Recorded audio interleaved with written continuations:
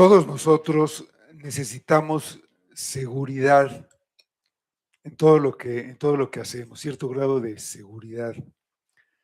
Así que la buscamos, frecuentemente buscamos que nos puede dar más seguridad.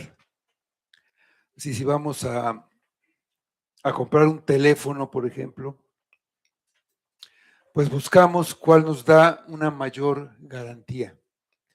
Ese tiene una garantía de 2 años, garantizada por el fabricante. Este tiene 3 años. Y eso pues no nos garantiza que el teléfono no se va a descomponer. Se va a descomponer, pero va a pasar después de que se venza la garantía. Pero buscamos esa seguridad. Algunos que se quieren asegurar compran un seguro de vida. Y ese seguro no asegura que no se vayan a morir. Al contrario, es un seguro, lo único seguro es de que van a morir. Pero bueno, esa seguridad se necesita, la buscamos y la queremos. En todas nuestras relaciones, en nuestras conversaciones con alguien, necesitamos saber que lo que está diciendo es creíble, es verdadero y poder confiar en las personas, ¿no? Aquí en esta carta a los hebreos que hemos estado estudiando, hay promesas que Dios hace, hay palabra y necesitamos saber qué tan segura es, si hay seguridad en eso. Dice la carta, entre otras cosas, que son cosas difíciles de explicar. Y realmente sí es algo difícil esta carta, pero no por eso deja de ser importante, ni de ser confiable. Y aquí en esta sección que vamos a ver, ha hablado de una promesa, que tenemos un sacerdote verdadero, un sacerdote que realmente cumple las labores de sacerdote, y eso se hizo con un juramento. ¿Y cómo podemos confiar en eso? Vamos allá a Hebreos capítulo 7, vamos a leer de los versículos 20 hasta el final, al 28. Dice así la palabra de Dios. Y esto no fue hecho sin juramento, porque los otros ciertamente sin juramento fueron hechos sacerdotes, pero este con el juramento del que le dijo, juró el Señor y no se arrepentirá. Tú eres sacerdote para siempre, según el orden de Melquisedec. Por tanto, Jesús es hecho fiador de un mejor pacto. Y los otros sacerdotes llegaron a ser muchos, debido a que por la muerte no podían continuar. Mas este, por cuanto permanece para siempre, tiene un sacerdocio inmutable, por lo cual puede también salvar perpetuamente a los que por él se acercan a Dios, viviendo siempre para interceder por ellos. Porque tal sumo sacerdote nos convenía, santo, inocente, sin mancha, apartado de los pecadores y hecho más sublime que los cielos, que no tiene necesidad cada día, como aquellos sumos sacerdotes, de ofrecer primero sacrificios por sus propios pecados y luego por los del pueblo, porque esto lo hizo una vez para siempre, ofreciéndose a sí mismo. Porque la ley constituye sumos sacerdotes a débiles hombres, pero la palabra del juramento, posterior a la ley, al Hijo, hecho perfecto para siempre. Vamos a orar. Amado Padre, pedimos tu espíritu, tu sabiduría, que nos llenes de ese espíritu para poder entender tu palabra, entender esa importancia que tiene Jesucristo como sacerdote para nosotros, cuál es la diferencia de tenerlo o no tenerlo, qué tanto podemos confiar en las promesas que Dios nos ha dado como creyentes. Ayúdanos, Padre, abre nuestro entendimiento y sobre todo nuestro corazón para que recibamos esta palabra de vida y podamos acercarnos debidamente a ti. Pedimos todo en nombre de Cristo y pedimos que todo sea para tu gloria. Amén. La ley no puede salvar a nadie. A nosotros nos sirve para conocer lo que es el pecado. Dice el apóstol Pablo en Romanos, pero yo no conocía el pecado sino por la ley, porque tampoco conociera la codicia si la ley no dijera, no codiciarás. Entonces la ley es la regla que mide la rectitud de nuestra vida y por la que vemos que nosotros somos pecadores, incapaces de vivir como Dios manda. La ley nos lleva a entender finalmente que necesitamos un Salvador. El camino que marca la ley para que podamos acercarnos a Dios es arduo y complicado. La ley establecía numerosos ritos y sacrificios que debían repetirse continuamente, pero no de manera individual, no de manera directa, sino por medio de un sacerdote. El sacerdote que es designado por la ley era el encargado de acercar al pecador a Dios. Él mismo, el sacerdote, era pecador y debía presentar sacrificios por su propio pecado antes de poder ofrecerlo por el de los demás. Así era el sacerdocio provisto por la ley. Este sacerdocio levítico de Aarón era imperfecto y no había manera de que llegara a la perfección. Así seguía generación tras generación. Había necesidad de un sacerdocio superior. Se necesitaba un sacerdote que no fuera llamado según el orden de Aarón, sino según un orden perfecto y eterno. Para el cambio de sacerdocio es necesario que también cambie la ley, porque la ley vigente exigía que el sacerdote fuera de la tribu de Leví y particularmente de la familia de Aarón. El sacerdocio que necesitamos es el de nuestro gran sumo sacerdote Jesucristo, que venía de la tribu de Judá, de la que la ley no dice nada tocante al sacerdocio.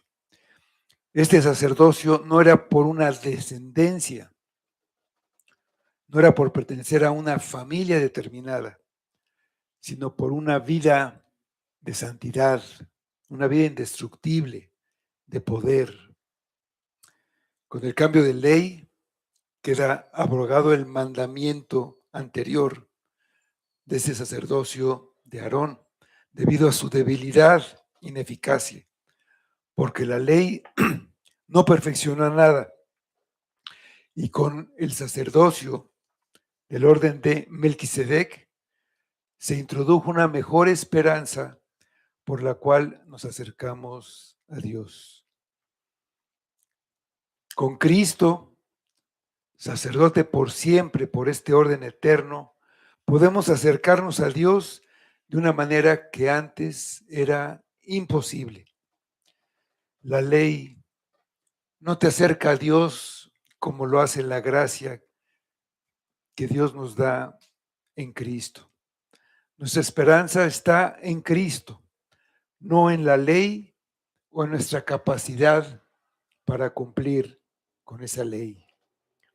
Tenemos un fiador de un mejor pacto, dicen los versículos 20 a 22, hablando de ese nuevo sacerdocio, y dice: y esto no fue hecho sin juramento, porque los otros ciertamente sin juramento fueron hechos sacerdotes, pero este con el juramento del que dijo: juró el Señor y no se arrepentirá, tú eres sacerdote para siempre, según el orden de Melquisedec. Por tanto, Jesús es hecho fiador de un mejor pacto. El sacerdocio que estaba de acuerdo con la ley quedó abolido. Una prueba más de la superioridad del sacerdocio de Cristo, que es establecido mediante un juramento. El sacerdocio dado a Aarón fue por parte de la ley de Moisés. Ahí estaba escrito todo lo que era necesario para ser sacerdote según esta ley. Había que cumplir la ley. En esta ley ceremonial, cada ritual, todo rito y cada ceremonia tenían un significado más allá de sí mismo. Señalaban al cumplimiento de la redención que se produce en la obra y en la persona de Cristo. Cada elemento tiene un cumplimiento futuro. Cada cumplimiento en la ley tiene un cumplimiento futuro. Por lo que toda esa ley, incluyendo el sacerdocio de Aarón, eran temporales hasta que tuvieran su cumplimiento. Dios nunca sugirió que el sacerdocio de Aarón fuera permanente y nunca se lo prometió a Aarón. Sin embargo, los israelitas pensaban que esto nunca iba a acabar, a pesar de que no estuviera escrito en la Biblia. Cuando Dios estableció ese sacerdocio, no hizo ningún juramento ni ninguna persona acerca de que ese sacerdocio sería para siempre. Pero con Cristo no promulgó ninguna ley. Dios hizo el juramento de que el suyo sería un sacerdocio eterno, así como lo escribió David en el Salmo 104. Juró el Señor y no se arrepentirá. Tú eres sacerdote para siempre, según el orden de Melquisedec. Y para remarcar la idea, David escribió: y no se arrepentirá. El autor repite esta cita por cuarta vez en la carta. Eso nos da una idea de lo importante que considera que Dios haya confirmado el sacerdocio de Cristo con un juramento.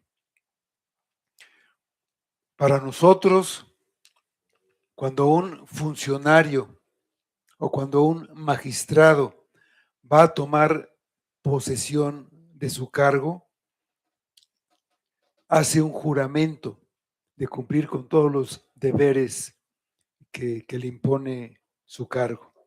Pero aquí Dios, el que da el cargo, es el que hace el juramento. Él había confirmado a Abraham por medio de un juramento que su propósito no cambiaría.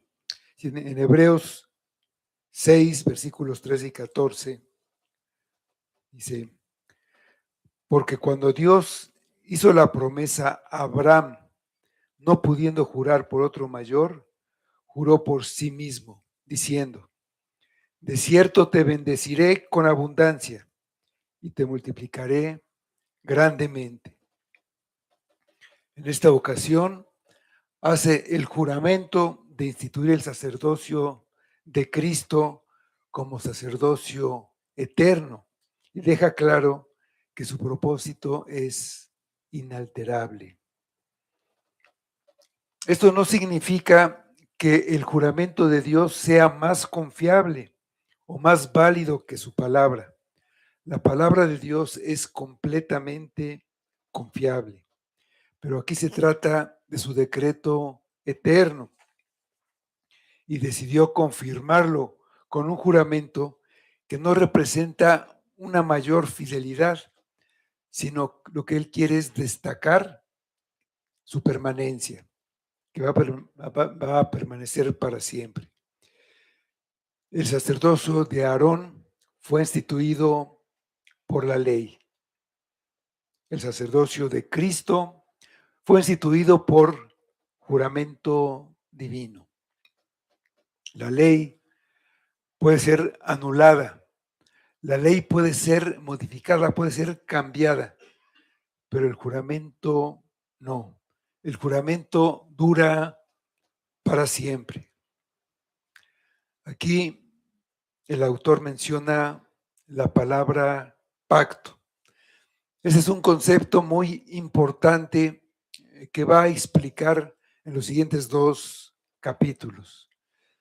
Pacto primariamente significa testamento. Se usa en la Septuaginta, que es la traducción de la Biblia del hebreo al griego, y era la Biblia que tenían los autores del Nuevo Testamento.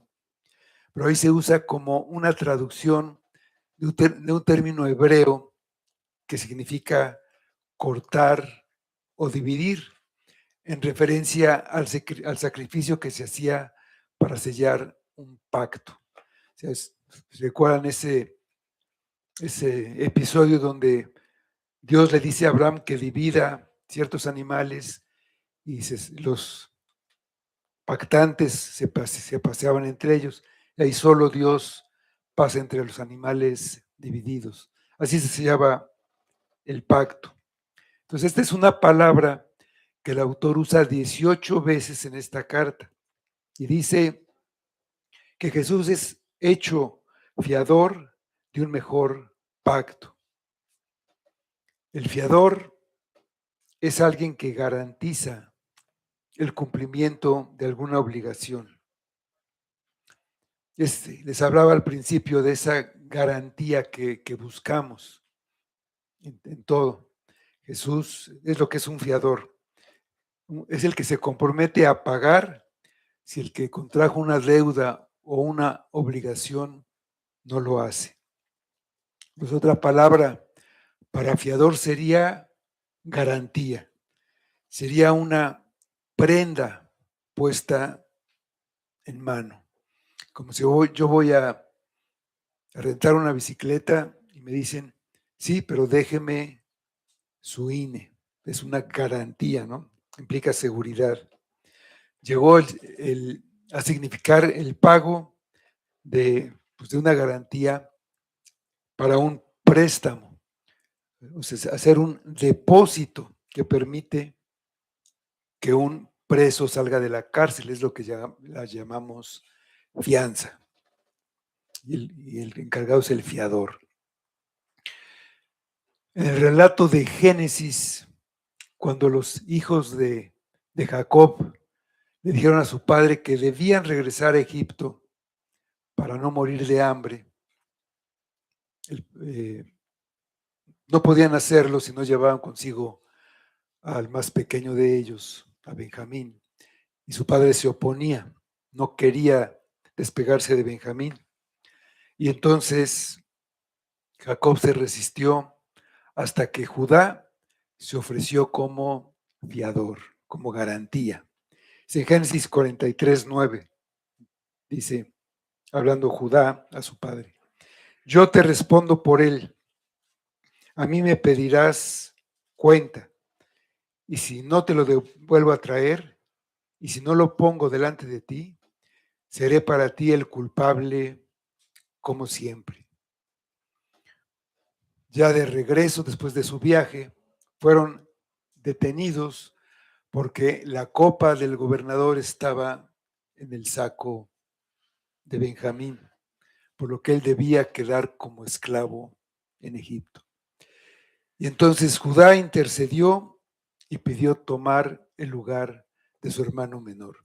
En Génesis 44, 32 y 33 dice: como tu siervo salió por fiador del joven con mi padre, diciendo: si no te lo vuelvo a traer, entonces yo seré culpable ante mi padre para siempre. Te ruego, por tanto, que quede ahora tu siervo en lugar del joven, por siervo de mi señor, y que el joven vaya con sus hermanos.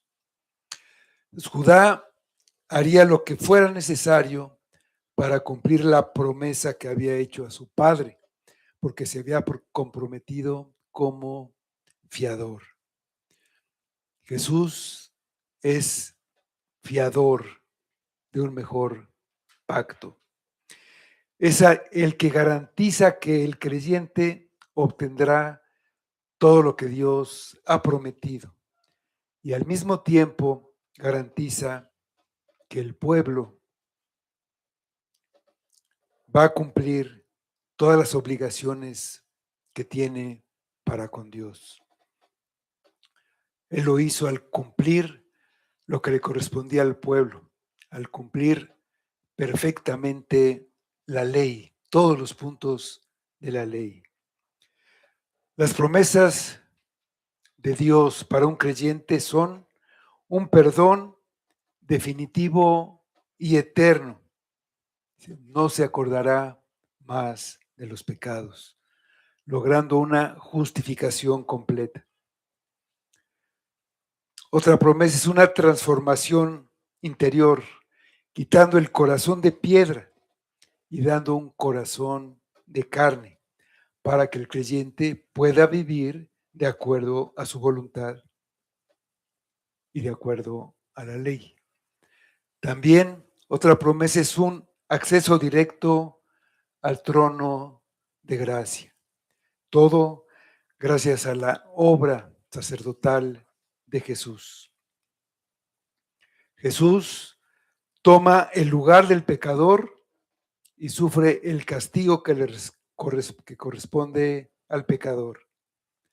Él salva a su pueblo de sus pecados, no solo de la condenación, lo libra del poder que el pecado tenía sobre él, lo hace libre para que ya no sea esclavo del pecado y lo transforma, lo santifica y al final lo perfeccionará con un cuerpo glorificado como el suyo, un cuerpo que ya no tiene presencia del pecado, ese pecado que nos acompaña durante nuestra vida terrenal.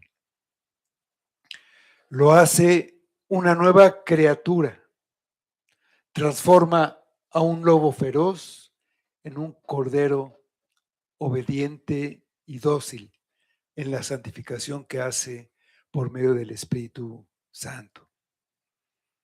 Él ya hizo todo lo necesario para que se cumplan todas las promesas de Dios y lo necesario para que el pueblo sea aceptado por Dios. Jesús es la garantía del mejor pacto. El pacto que Dios hizo por medio de Jesús es mejor que el pacto que había hecho por medio de Moisés. Moisés era un mediador del antiguo pacto, pero no garantizaba el cumplimiento. Este pacto no era malo. Dios hizo el nuevo porque el antiguo era imperfecto, porque era temporal. El nuevo es eterno. Un mejor sacerdote garantiza un mejor pacto. Jesús es fiador y mediador de un mejor pacto. Es un pacto, es un acuerdo que Dios hace con su pueblo. El pacto tiene dos participantes o dos partes. Por un lado, Dios y por el otro su pueblo. El pacto tiene promesas y tiene condiciones. El antiguo pacto consistía en que el pueblo guardara la ley y Dios les dio la ley que el pueblo debía guardar y el pueblo se comprometió a hacerlo, a obedecer esa ley. Dice Éxodo 15, versículo 5, luego el 8. Dice el 5. Ahora, pues, si diereis oído a mi voz y guardareis mi pacto, vosotros seréis mi especial tesoro sobre todos los pueblos, porque mía es toda la tierra. Y en el versículo 8, y todo el pueblo respondió a una, y dijeron, todo lo que Jehová ha dicho, haremos. Y Moisés refirió a Jehová las palabras del pueblo. Perdón. Lo que Dios les había dicho era toda la ley. Y el pueblo se comprometía a cumplir la ley. Eso era lo que el pueblo tenía que cumplir. Y como sabemos, nadie puede cumplir la ley perfectamente. En el nuevo pacto, las promesas son que Dios será su Dios y ellos serán su pueblo. Y la única condición es la fe. Es en Jeremías 31-33. Pero este es el pacto que haré con la casa de Israel después de aquellos días, dice Jehová. Daré mi ley en su mente y la escribiré en su corazón, y yo seré a ellos por Dios, y ellos me serán por pueblo. Nuestro gran sumo sacerdote garantiza el cumplimiento de este pacto. Es fiador de un mejor pacto, firme, seguro y perfecto. Es un sacerdote eterno e inmutable. Dicen los versículos 23 a 25.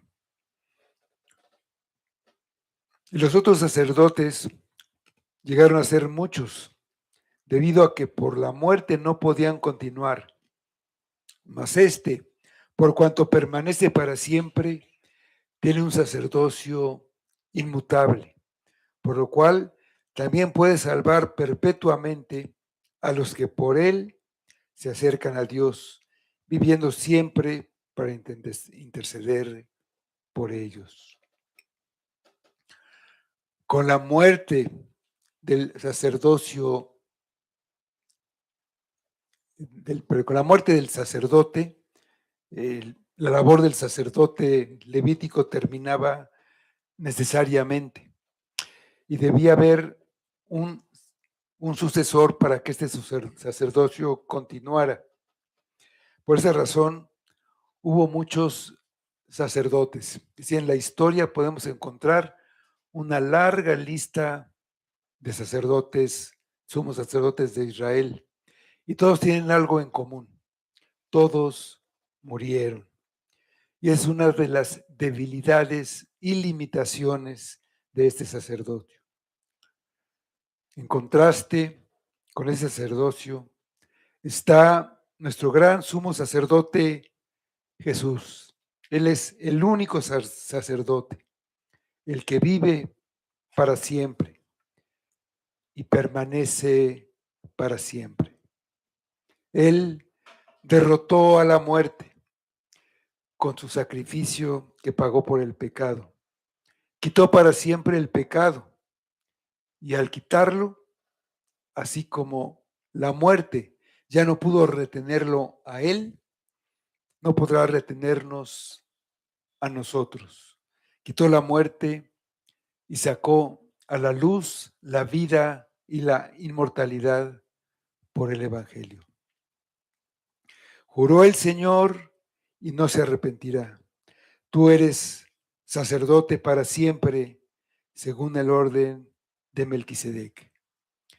Como Jesús no muere y es sacerdote que está haciendo las funciones de sacerdote a nuestro favor, no hay necesidad de que haya más sacerdotes. Los católicos romanos creen que sus sacerdotes pertenecen al orden de Melquisedec, pero esto no puede ser porque ellos mueren y el sacerdocio de Melquisedec es para siempre. Ese sacerdocio que dicen ellos no existe porque no hubo hombres elegidos por Dios para ese cargo. Y no es necesario que se presenten más sacrificios porque nuestro gran sumo sacerdote presentó el único sacrificio necesario que es perfecto y no necesita repetirse como ellos dicen que se hace cada vez que ofrecen lo que ellos llaman misa. Por lo cual puede salvar también perpetuamente.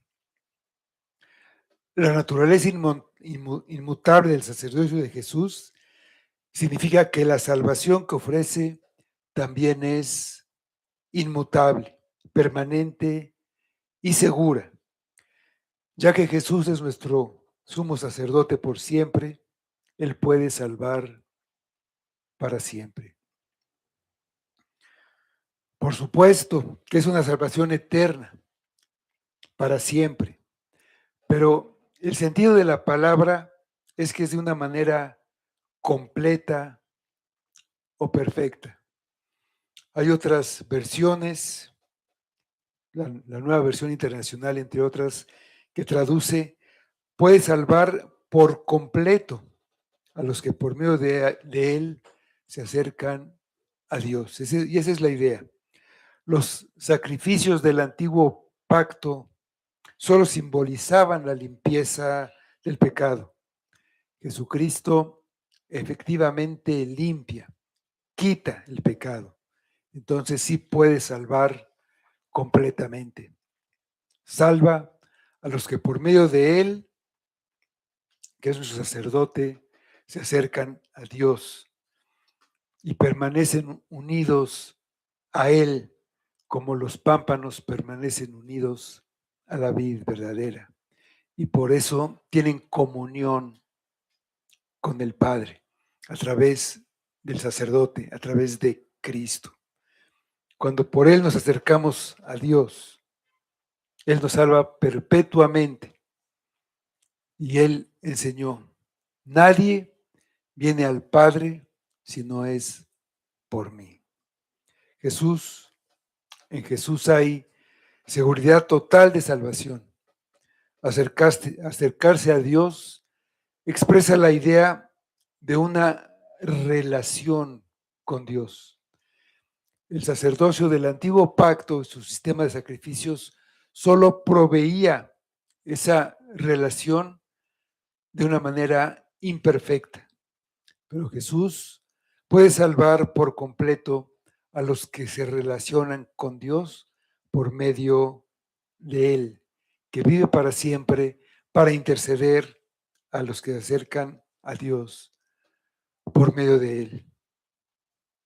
Jesús está en la presencia del Padre continuamente, abogando por nosotros y defendiéndonos de cualquier acusación o de cualquier condena. Dice la carta de los Romanos, capítulo 8, versículos 33 y 34. ¿Quién acusará a los escogidos de Dios? Dios es el que justifica. ¿Quién es el que condenará?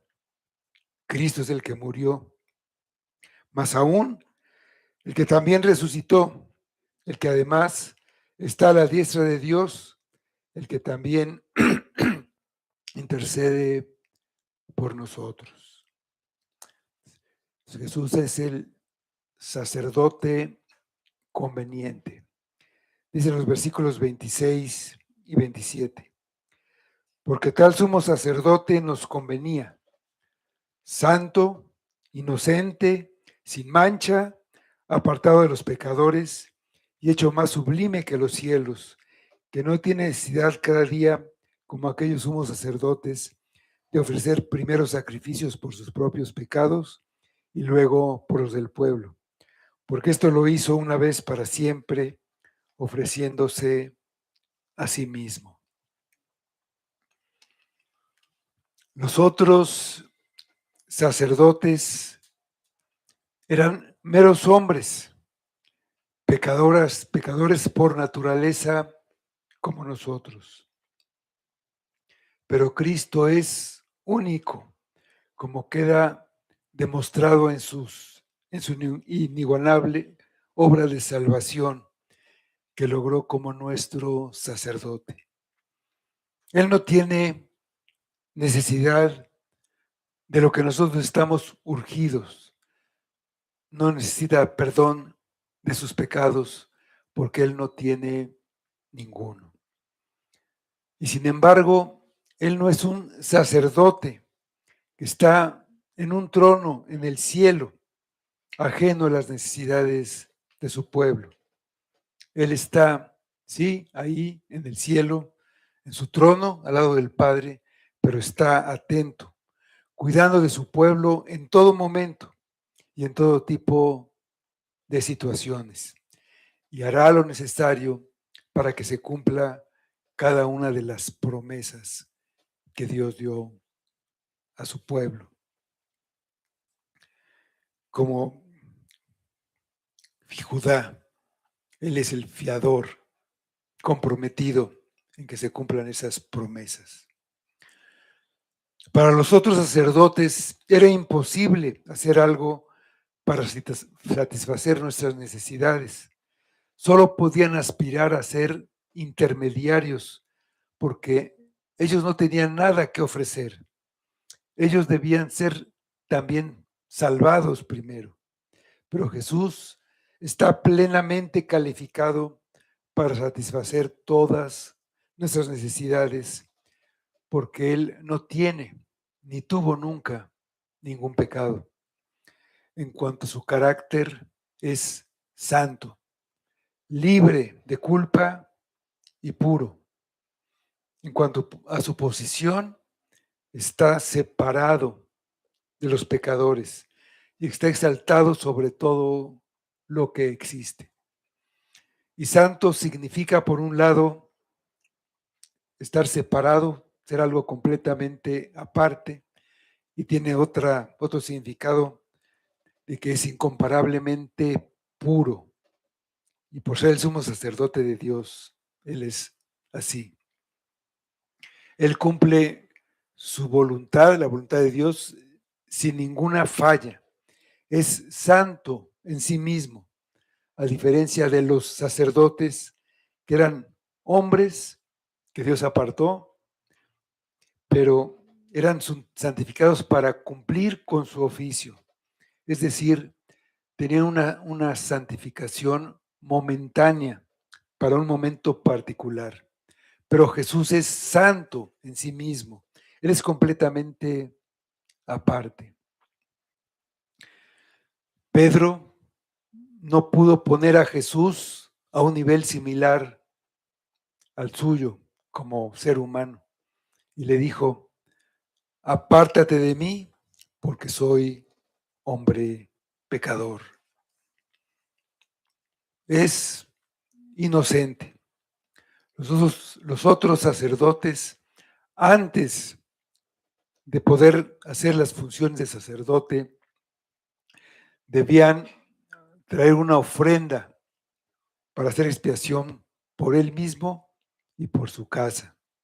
Jesús es completamente libre de pecado y por lo tanto libre de culpa, de cualquier acusación justificada. No había maldad en él. Ningún hombre pudo encontrar defecto en su carácter o atribuirle intenciones perversas. Ni siquiera el gobernador romano, Poncio Pilato, encontró de qué acusarlo. Y al contrario, él dijo, inocente soy yo de la sangre de este justo. Allá ustedes. Él hizo siempre el bien, nunca engañó y nunca traicionó a nadie. Es puro, sin mancha, está libre de cualquier imperfección de carácter. Aún en los días de su humillación, aunque estuvo rodeado de pecadores y de debilidad, siempre permaneció puro y sin mancha, sin contaminarse de lo que le rodeaba. La lepra no lo hizo impuro, él más bien la curó. Los demonios no lo contaminaron, más bien los expulsó. La muerte no lo contaminó, él la venció en la cruz. Aunque Jesús vivió en la tierra y sirvió a gente pecadora, él mismo permaneció incontaminado, fue puro y así permanece para siempre. Él es apartado de pecadores.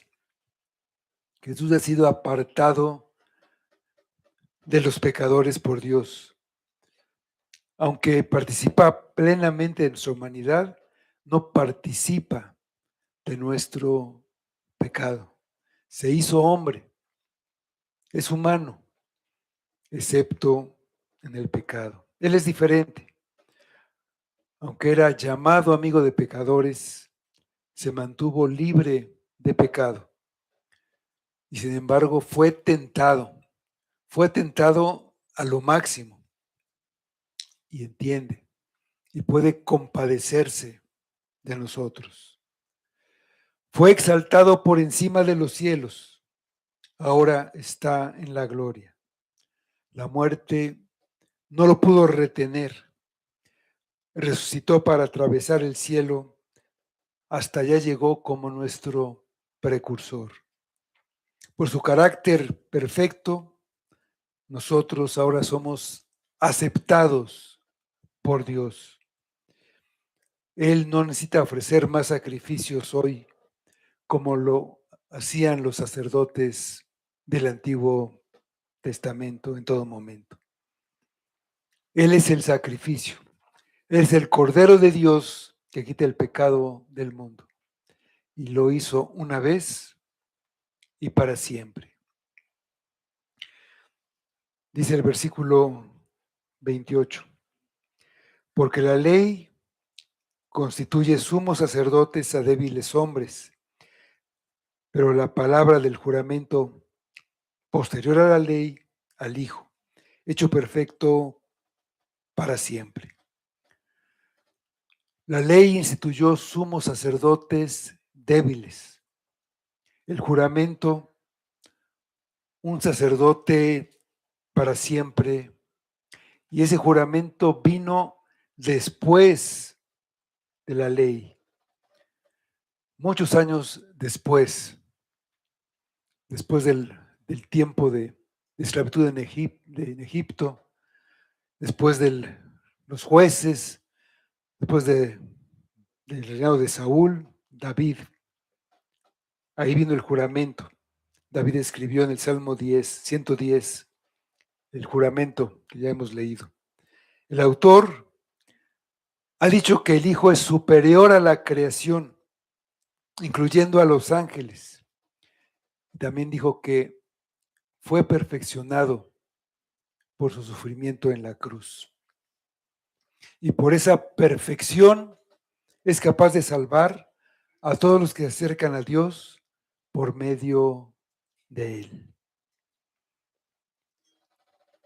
Si Cristo es tu sumo sacerdote, tienes todo lo que necesitas, no solo para permanecer en la fe, sino para dar fruto abundante.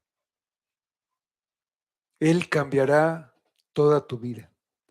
Serás libertado de la esclavitud del pecado, de la esclavitud de la religión falsa, basada en obras o en los méritos propios.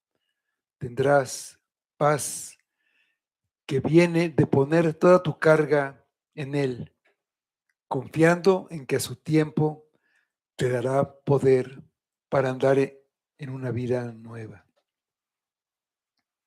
Él no tiene ninguna debilidad, ninguna imperfección, y es el fiador que garantiza que cada promesa de Dios se cumpla en ti. Hablábamos al principio de ese seguro de vida, del que les comenté que nadie puede comprar un seguro que garantice la vida. Pues Jesús es tu seguro de vida eterna y es el fiador que garantiza el pago.